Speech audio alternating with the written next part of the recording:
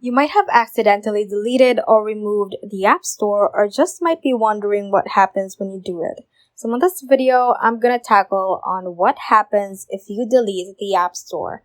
Without further ado, let's get started. So I am currently on my home screen and I'm just gonna press and hold on the App Store right here.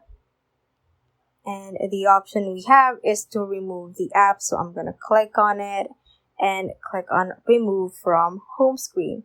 So what that actually just did is remove the App Store from the home screen, and it did not completely remove it from my iPhone.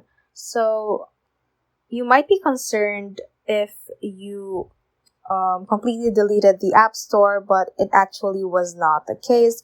It is a built-in application, and Apple won't allow you to completely remove the App Store from your phone because it basically is the platform where you can download some certain applications and games and certain softwares for your iPhone.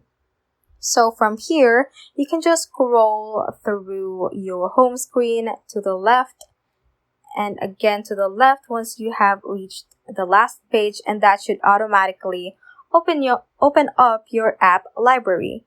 So from here, we can search for App Store by clicking on the search bar right here.